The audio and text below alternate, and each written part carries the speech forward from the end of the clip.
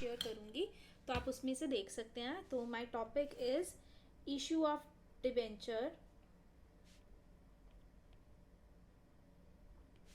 At discount.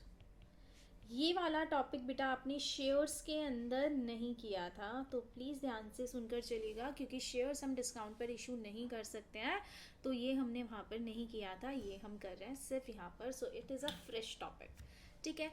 तो बेटा सबसे पहले मैं बताऊंगी कि डिस्काउंट पर इशू करने का मतलब क्या है। तो डिस्काउंट पर मतलब है बेटा, मान लीजिए आपकी जो डिबेंचर की फेस वैल्यू थी, डिबेंचर फेस वैल्यू वाज 100 और आप उसको 100 से कम में इशू कर रहे हैं। कम का मतलब इट माइट बी 80, 90, 95, कोई भी वैल्यू जो कि 100 से कम होगी।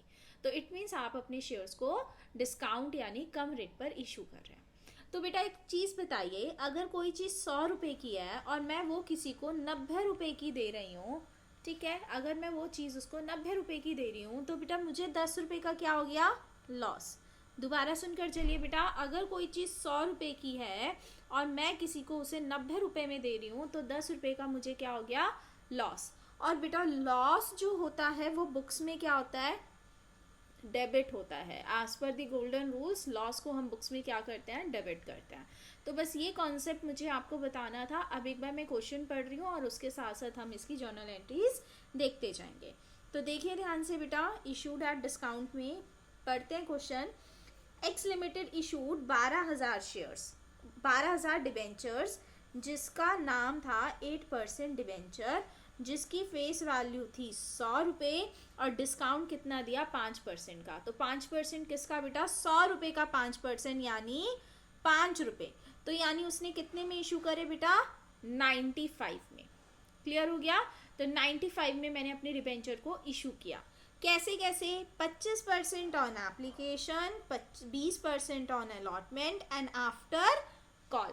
3 मंथ के बाद हमने कॉल करनी है, ठीक है। तो इट मीन्स बेटा जो ये 20 और 25% लेना है, ये आपको 95 का नहीं लेना है। हम हमेशा किसकी बात करते हैं? हम हमेशा बात करते हैं बेटा फेस वैल्यू की, ठीक है। तो हम क्या कर रहे हैं बेटा? फेस वैल्यू ही इसके अंदर लेंगे, 95 नहीं लेंगे। तो 25% of 100 is 25 rupees, 20% of 100 is 20 rupees and बाकी का कितना हो गया बेटा? 55 इज माई बैलेंस अमाउंट। अब इसके अंदर जो नेक्स्ट चीज़ आपको देखनी है बेटा, वो ये है कि इसको आपको लिखना है माय गलती। यहाँ पर करेंगे इसको 50। Why 50? 25 plus 20 plus 50 is equal to 95, ठीक है। तो देख लेते हैं, दिस इज 45 प्लस 50 95। और बेटा अब इसको आपको लिखना है 25 माइनस 5। क्यों लिखा मैंने इसको 25 माइनस 5? क्योंकि बेटा एक्चुअल कॉल तो मेरी 25 की ही होनी थी, बट मैंने 5 रुपये का इसके ऊपर डिस्काउंट आ गया। अब क्वेश्चन आता है कि दीदी आपने इसी के ऊपर डिस्काउंट क्यों लिखा, एप्लीकेशन और इस पर फर्स्ट कॉल पर क्यों नहीं लिखा? क्योंकि बेटा ये हमारी अजम्पशन होती है। अगर तो आपको क्वेश्चन स्पेसिफिक देता कि हमारा डिस्काउंट एप्लीकेशन पर है तो एप्लीकेशन पर लिखते, अगर आपका डिस्काउंट होता फर्स्ट कॉल पर तो फर्स्ट कॉल पर लिखते, लेकिन अगर कुछ नहीं लिखा तो हम अज्यूम कर चलेंगे कि डिस्काउंट किस पर दिया है? हमने डिस्काउंट दिया है, हमने डिस्काउंट दिया बेटा सिर्फ और सिर्फ अलॉटमेंट पर। क्लियर हो गया? तो ये हमारा क्या है बच्चा इसके ऊपर? अच्छा, हमने 25 माइनस 5 क्यों लिखा? क्योंकि बेटा एक्चुअली में 25 की थी और माइनस कर दिया 5%, तो हमारी 20 की कॉल हो गई, ठीक है। तो ये एक्चुअली में सिनेरियो था।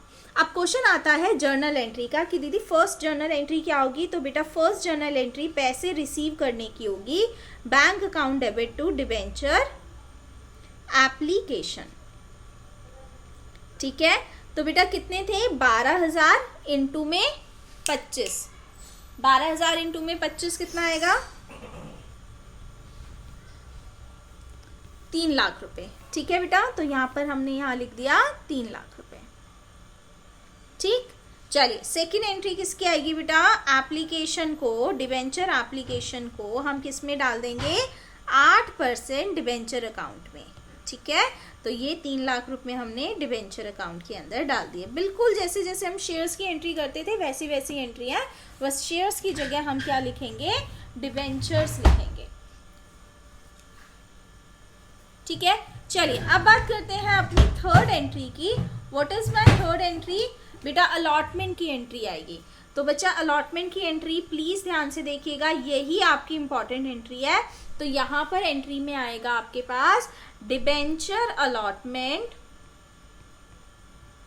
डेबिट, ठीक है, discount on issue, discount on issue, right, debit to 8% debenture. अब ये एंट्री क्या आई बेटा? तो ध्यान से देखेंगे बेटा, हमने अलॉटमेंट पे मंगाया 20 रुपए, तो 12 इंटू में 20, 2,40,000, ठीक है। उसके बाद आया बेटा 5 रुपए का हमारे पास डिस्काउंट। मैंने आपको बताया था डिस्काउंट हमारा डेबिट में जाएगा क्योंकि वो लॉस है, तो 12 इंटू में 5, तो ये आया बेटा 60,000 रुपये, ठीक है। उसके बाद आता है बेटा 8% डिवेंचर में इन दोनों का सम चला जाएगा, that is 3 lakh rupees. Done. तो ये हमारी एंट्री हुई 2,40,000 debit, 60 debit to 3 lakh, 8% debenture. Clear. अब बात करते हैं बेटा फोर्थ एंट्री में। जब हमें सारा पैसा मिल जाएगा तो मेरे पास एंट्री आएगी bank account debit to debenture allotment, ठीक है। तो बेटा पैसा तो मेरे पास 2,40,000 ही आना है, 3 लाख नहीं आना। 60,000 का तो मेरा डिस्काउंट था, तो 2,40,000 हमने यहाँ पर क्या कर दिया, डेबिट कर दिया, ठीक है जी। ये मेरी फोर्थ एंट्री आ गई। और फिफ्थ एंट्री बहुत इजी है, बिल्कुल वैसी है जैसे पहले आपने करी है, उसके अंदर कोई चेंज नहीं है। Debenture first and final call, ठीक है, डेबिट टू 8% डिबेंचर। तो 12 की थी और 50 की बेसिकली यहां पर आ गई, तो दैट इज 6 लाख रुपए, ठीक है। और ये 6 लाख रुपए बेटा आपको बैंक में रिसीव हो जाएंगे, bank account debit to debenture first and final call. तो ये हो गया बेटा 6 लाख और 6 lakh. So these are my 6 entries for the debenture issue on discount. जल्दी से बता दीजिए आप लोगों को समझ आया?